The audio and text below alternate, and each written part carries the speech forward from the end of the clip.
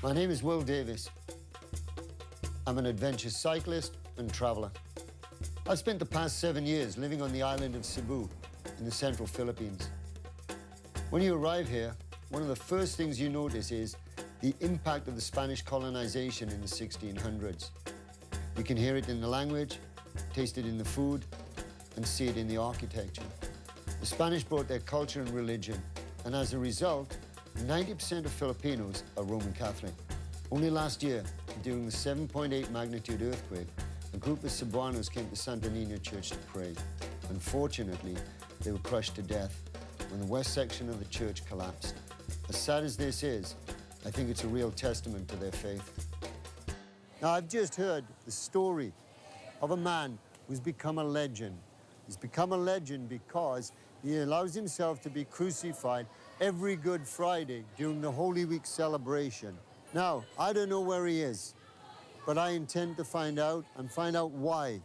So you join me in the quest to find the man on the cross. It's Holy Tuesday today, and I have only a few days to find Gilbert. I think the best way to find him is to talk to the locals. Most, but not all Filipinos, speak good English. You speak English? No. You don't speak English? No. Oh. How did you understand me? And they're easily confused. Taboylan Town? Tabualan Yeah, Town. next to Taboylan Town. Okay, and that's where he lives. I must have asked 100 people, and I was also starting to get confused. And just when I'd lost all hope of getting a confident answer... Sir, excuse me, you speak English? Yes. What I want to do, I'm looking for a man called Gilbert Bagayo. Gilbert, I live in Taka, Cebu City. That's in the south, right? South. So, okay. I got a good vibe from a fruit teller. Not only did he know Gilbert's location, but he also told me how to get there. Southwest Terminal. Southwest Terminal on City Line. City Line. Okay, that's great. Salamat, thank you very much. That's great, thanks. Feeling optimistic, I headed to the bus terminal.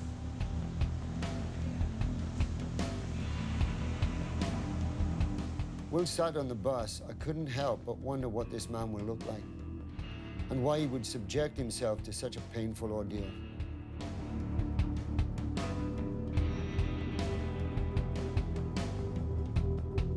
Here I am, I've just arrived in Kaka. Now, next thing I've got to do is locate Gilbert.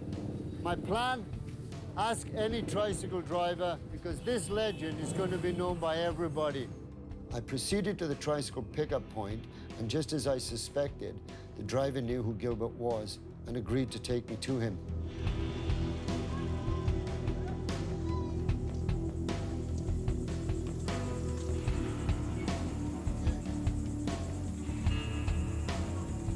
This was it. I was finally about to meet the legend. Hello? Hello? Anybody home? I'm looking for Gilbert Perego. Yeah, I'm Gilbert. You are? Yeah. Oh, say, sir, it's a pleasure to meet you. I've just come from Banilad in Cebu City, and I went to the Santa Nina, and then I came here, and I've been trying to find you. And the tricycle riders down there, they knew who you were, and they brought me straight up. So I've been out all day, and I wonder if I could just take a small amount of your time to chat to you about this. You know, you got your crucifixion on Good Friday. Yeah, it's and I wonder if you got time to just have a chat with me about it, if you don't mind. Is that okay? It's okay. What is your name? Will Davies. Okay, thank you. Oh, it's great. Thank you. Yeah, I greatly appreciate it. Gilbert invited me into his house. I couldn't help but notice all of the religious decorations. He also has artwork from his crucifixions and seemed very proud of them. I was very intrigued by all of this and was eager to find out more. So I just want to ask you a few questions about Holy Week and this coming Good Friday. So how many times have you been crucified? 19 years already. Where did it begin? It's my dreaming. My dreams is about to be crucified of Jesus, like to Jesus Christ, to crucifixion. I asked Gilbert what happened in his dreams. He told me that when he was 16, Jesus began to visit him and instructed him to change his sinful ways and charged him with the task of being annually crucified. If indeed Gilbert's dreams are real, he wouldn't be the first. There are many individuals and stories in the Bible that claim people experiencing such phenomenon. God spoke to Moses through a burning bush. Jacob dreamed God was speaking to him from the top of a ladder. And Noah, who God instructed to build an ark. He said the dreams were physically painful and that they scared him. And I'm not surprised. Being nailed to the cross is painful, to say the least. And in front of me, I could see the tools that would be used to do it. When Gilbert is crucified, he wears a costume. Every year, he wears a crown of thorns from a plant found locally in the mountains. The plant's barbs are sharp, and it is very painful to wear. His mallet is made from hardwood, and the same one has been used every year since his first crucifixion. The nails he uses are stainless steel, and over the years have been ground down and modified.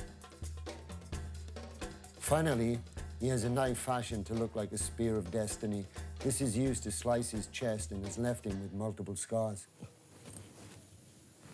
Oh, wow. Yeah, you can see them real clear, can't you? Yes, that's all very many. Yeah. Is it painful when they do that, or? Yeah, it's very pain. Honorio Carpintero had nailed Gilbert for the past 19 years. Unfortunately, this year he passed away, leaving Gilbert's nephew with the responsibility. When I saw Gilbert's hands and feet, I was amazed at how small and how few scars there were. He has been nailed 19 times, 4 nails per crucifixion. That means he's had 56 nails driven through his flesh. Gilbert practices faith healing and claims to have cured people's sicknesses. Recently, I had a CT scan because of a cycling accident, and aside from broken bones, the scan revealed 2 growths on my thyroid. I told Gilbert about it, and he agreed to try to heal me on Good Friday after the crucifixion. We spoke for many hours. He told me that he'd recently lost several family members to Typhoon Yolanda. And yet, remarkably, despite his loss, he still keeps his faith and continues to be crucified.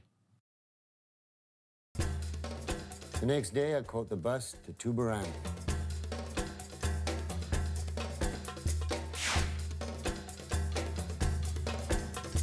I just got a newspaper with an article on Gilbert. Bagayo, 20th cross in Tuburan. Bagayo, who has been submitting himself to live crucifixion every Good Friday since the 1990s, will repeat his agony using real nails tomorrow in Tuburan town, northwest Cebu. He said he dreamed of reenacting Jesus' death on the cross when he was 17 years old, while still mired in vices like drugs and alcohol. I've read the article, but I'm really interested in finding out the truth on the biblical story. On the morning of Good Friday, as we read in the 4 Gospels, we have this account of Jesus is being brought to Pilate, the Roman governor in Judea. The Jewish authorities handed him over to Pontius Pilate to be sentenced by crucifixion because they said that this man, Jesus Christ, was a man who tried to, break the tradition of the Jewish people, and they incited the crowd, to have Jesus crucified because he was a rebel and he blasphemed God because he claimed to be the Son of God. That's why Pilate wanted to release Jesus because he said, I do not find anything that this man would be guilty and of being put to death. The crowd insisted and they said, crucify him, crucify him. Because of the pressure of the crowd, Pilate handed him over to them to be crucified. Before being crucified, Jesus was lashed and forced to wear a crown of thorns.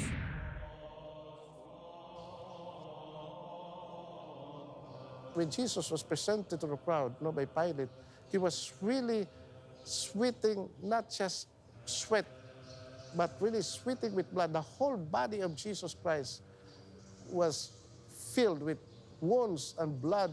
His face could no longer be recognized as a man. He carried his own cross. But sensing that he could no longer carry his own cross because he was so weak, they seized a man from Cyrene called Simon of Cyrene to help Jesus carry his own cross until they reached the place of crucifixion. Once arriving at the place of crucifixion, Jesus was nailed to the cross. Being crucified, of course, they would always use the nail. No? And you know, the death of our Lord on the cross was an ordinary death given to a criminal according to the Roman law. Jesus hung on the cross for 3 hours, sensing that they were about to die. One of the soldiers thrust his lance on his side, and then suddenly blood and water flowed out.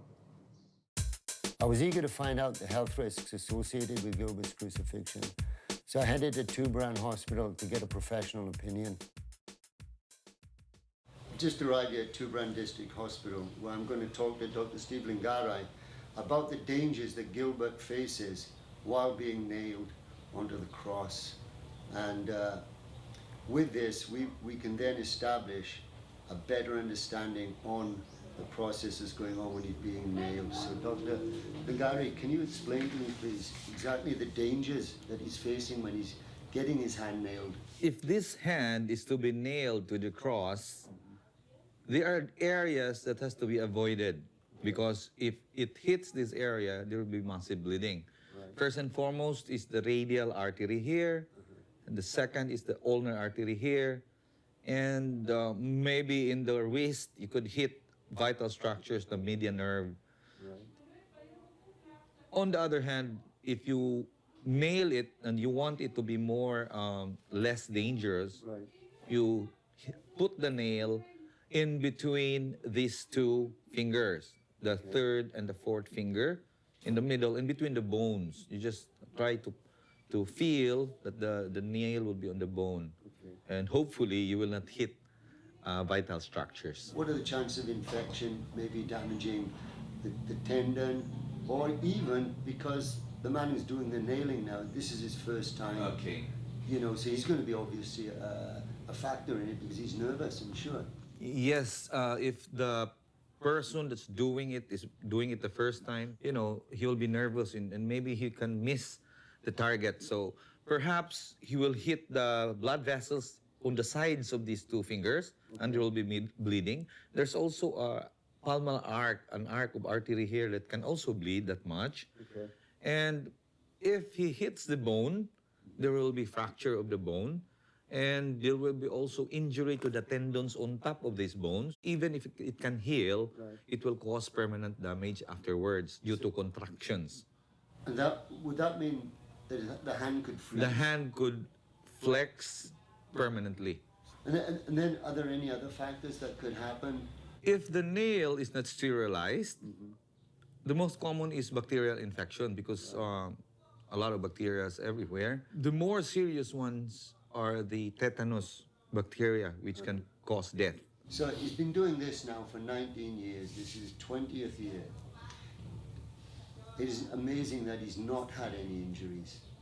Yes, in the medical point of view, it's quite amazing that for 19 times it has been tried, and 19 times it has been exposed to that particular stress of walking, carrying the cross, being hanged there for 3 to 5 hours, and having the injuries. It's amazing. Tuberan is a small but vibrant coastal market town that would soon be the scene of the Good Friday spectacle. I'm at the epicenter here in Tuberan, usually a bus station, a tricycle pickup area, and a marketplace. However, this weekend, thousands and thousands of people are going to be gathered here in this square to see the crucifixion, which is going to take place on this very stage being constructed behind me. But what I'm curious to find out is what the public think about it. Excuse me, Ghost, can I ask you a couple of questions? Yes. We're doing a documentary this week on the crucifixion with Gilbert Abrego.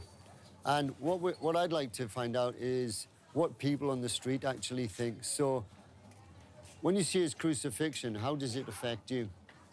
For me, it's very sad. I'm very emotional about it. It reminds me of real Jesus Christ crucifying for our sins. For me, it's very sad. Very sad. I mean, when you say sad, is it good? And then how does it affect you for your beliefs in Jesus? It makes them more stronger for my faith. Makes you stronger for your faith. How about you? For me, if I look at him, Sir Gilbert Rigo, yeah, I feel sad because it's a real man on the cross, right? For and sure. Very pain, right?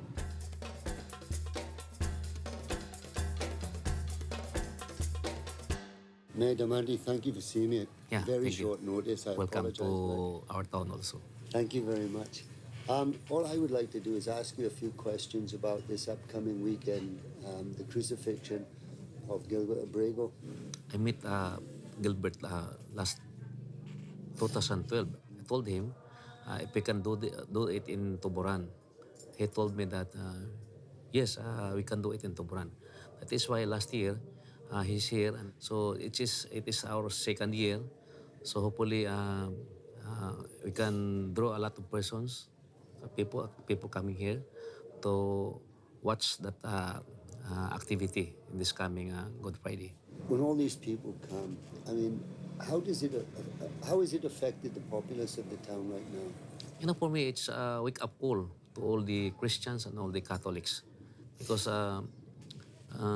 most especially the young children did not know what happened during the Jesus Christ time, because Jesus Christ saved our sins. That's why he died in a cross in order to save our sins. So it is a wake-up call also.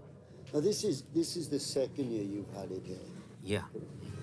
Do you see it moving forward and maybe a third year or fourth year, as making this almost as the main venue for it?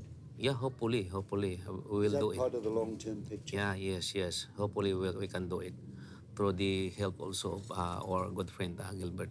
Gilbert. Yeah. And Gilbert then will be a part of Tuburan's Yes, history, yes. of course. Now, one thing I've noticed is that a lot of people are walking around and they're looking at the stage and it's being built now ready for Friday. What is the general feeling of the people when they actually, from your perspective, that they actually see it? What is the reactions that you've noticed about it? They are so excited because they can see the real man that died in the cross. Are there any conflicts with the church in any way like that, about how, you sponsoring something and they don't condone it, but they don't sort of support it either? No, there's no problem because we talked already.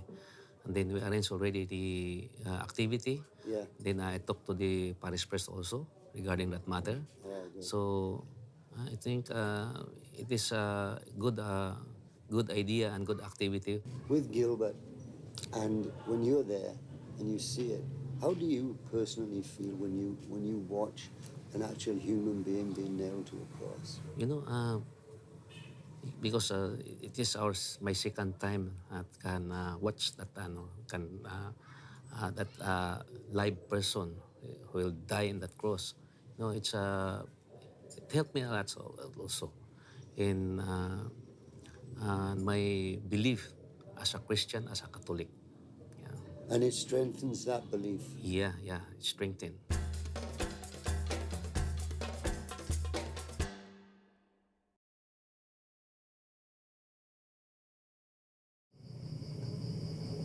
I'm here this evening with Simon and Edwin, and they're going to be playing the roles of the criminals tomorrow during the procession of the crucifixion. Simon and Edwin, which role will you be playing tomorrow? Istas. And Simon? Dimas.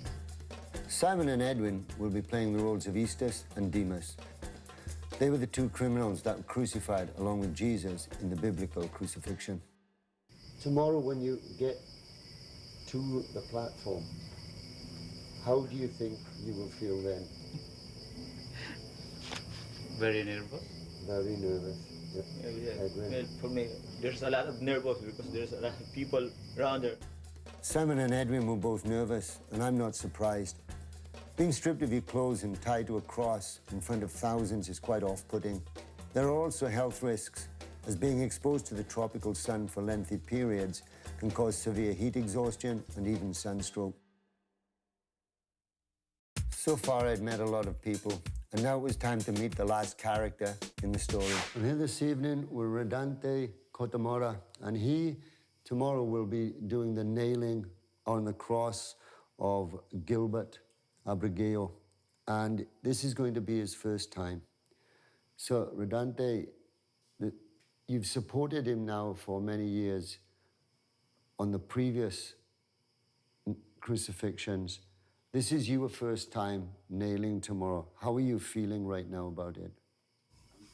For me, I can say is, I really see how to nail in the crucifixion every year. This year, it's because the one who nailed him was dead last year. I have no choice. You were the first choice because you were always assisting for the nailing, right? Also, you're Gilbert's nephew. Yeah. Now, how many times have you actually done it? I've done it, assist Gilbert, 15 years. And what was your role before? I'm just sweep and kicking his ass. So you were whipping him and kicking him? Yeah. Okay. How does it feel that you're nailing your uncle to the cross? I feel very nervous, but I feel very honored for that, to do it. Thanks very much, Renate. Good luck tomorrow. I'd had a busy day, so I went down to the beach to think about the people I had met and the things I had heard. I met with a doctor today, and he told me there are several risks facing Gilbert. Tendon damage, bone damage, possibly hitting an artery, but the big one is infection. Now, if we couple this with Renate's first time nailing him, there is a definite risk to Gilbert's health. I met with the mayor and some local people, and the general consensus is that Gilbert getting crucified reminds them of Jesus' sacrifice upon the cross for the sins of mankind. And this really helps to strengthen their belief in Jesus. I came on this quest looking for the man on the cross. I'd hate to see anything happen to him because he's let me into his life. And we're now only 12 hours away from the celebrations of Good Friday.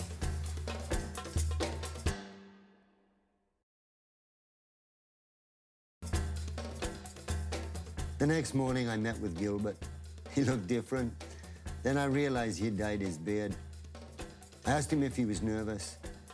He said he wasn't, and that he would just pray in preparation. But what I didn't realize was what he had in store for me. Well, I'll give it to you. This is your like to be Simon. Oh. This is for you. I think this is a 5 station to 6. Station 5. Oh, this is Simon of Sicily. yeah. I'd be honest with you, that Gilbert. I will give it to you this so that you are look like a Bob Marley.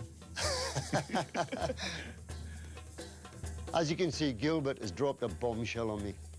He's asked me to take the part of Simon of Cyrene and to take the cross from stations 5 to 6 during today's crucifixion parade. I'm absolutely terrified. There's no joke about it.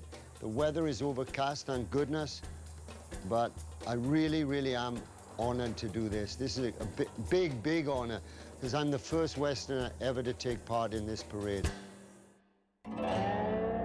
Before we leave, Gilbert has one final prayer.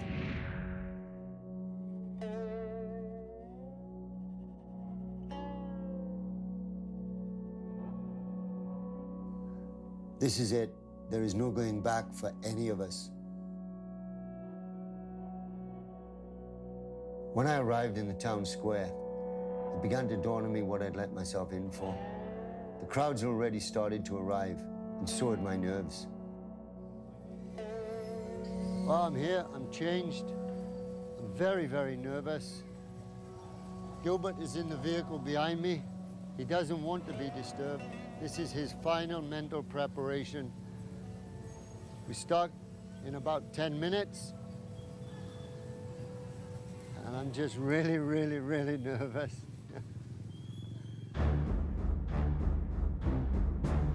Gilbert lifts the cross and begins the journey, followed by the procession.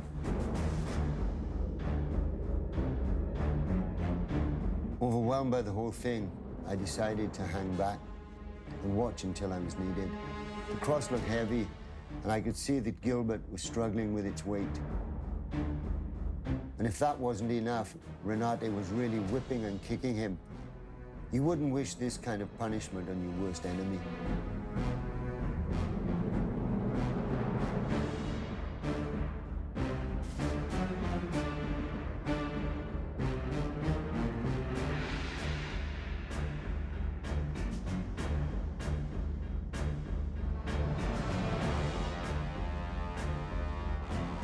After 20 minutes or so, Gilbert, exhausted and fatigued, stayed behind, leaving Simon, Edwin, and myself to finish the carrying.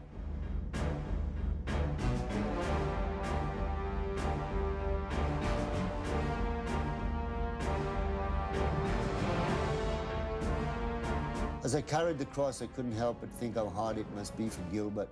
I was charged with carrying the cross just 200 meters. Gilbert, 2 to 3 kilometers. That would take some serious endurance and willpower, especially in this hot and humid tropical climate.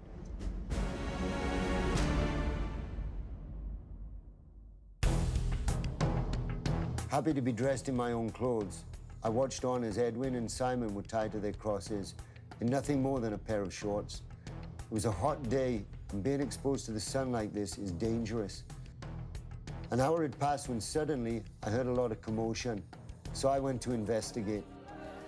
Edwin, one of the villains, passed out while on the cross. Now he's right behind me, and you can see he's very, very pale. The nurses are with him right now, and we're waiting to see what the outcome is going to be. It seems my fears had been realized, and the sun had got the better of Edwin. He was swiftly carried to an emergency vehicle and rushed to Tuburan Hospital for treatment. Luckily, last year's Eastus was on standby and stepped in to take Edwin's place. I hoped he and Simon would not share the same fate. To my surprise, a local news team showed an interest in me. But the interview was cut short by Gilbert's arrival. He seemed relaxed, but didn't talk much. He sat down in an almost meditative state. Suddenly, there was a change in atmosphere, and Gilbert appeared from the crowd. From nowhere, Renate pushes Gilbert towards the cross, whipping, kicking, and humiliating him. Gilbert looks bloodied and beaten, and he looks like he can barely walk as he climbs to the stage. What's happening now is that they're preparing the cross, and they're going to lay Gilbert on it, and then they're going to nail him. Gilbert removes his robes, and the crowd look on in anticipation.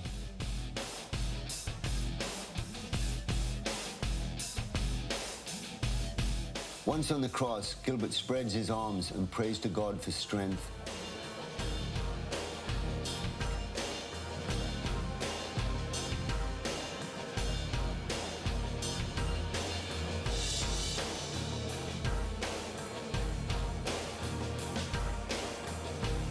Renate lines up the nail in the target area and swings. Gilbert cries out in pain. The second nail is struck once, twice, 3 times. The cross is then raised.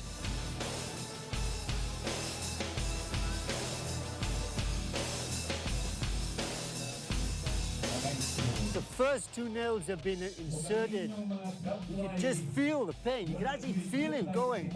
And if you look at his legs, you can actually see where he's been falling now after being kicked and beaten. There were welts on his back, and you can see that he's actually really, really spaced out and he's in pain. Gilbert hangs on the cross for 30 minutes. Renate steps forward to nail his feet. First, the left foot.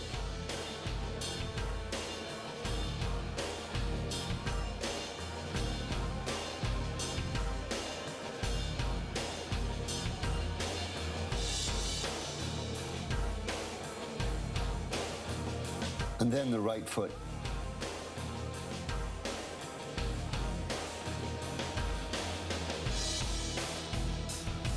Finally, his chest is cut. And he hangs in the midday sun. Renate begins to remove the nails. He starts with the hands. It looks as painful as when the nails were hammered in. Blood pours from his lesions, and I was beginning to feel concerned.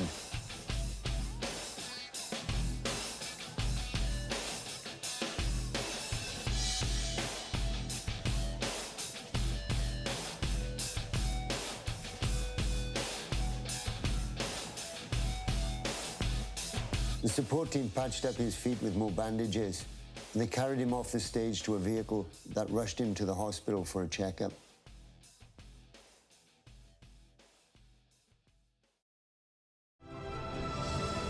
Gilbert has done it.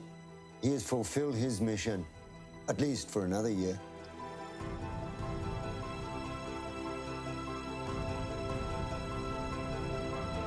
Remarkably, he has not sustained any serious damage and hopefully will not get an infection.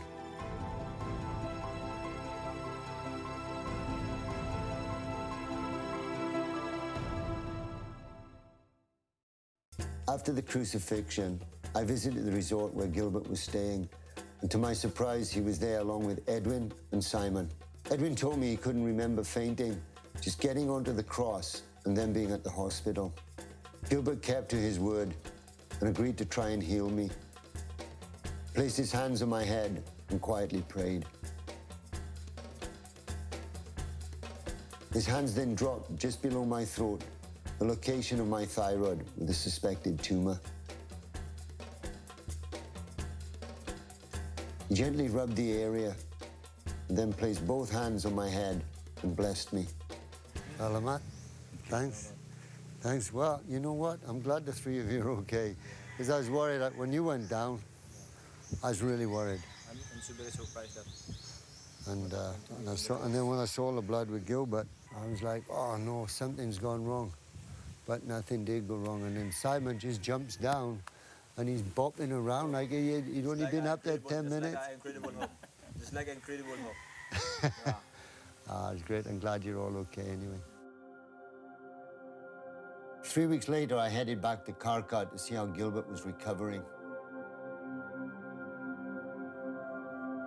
Hi, Gilbert. It's good to see you again. 3 long weeks. Yeah, long time no see. It is a long time no see, and the weather's getting much hotter. Yeah, I'm curious to see how you've healed up the hands and the feet.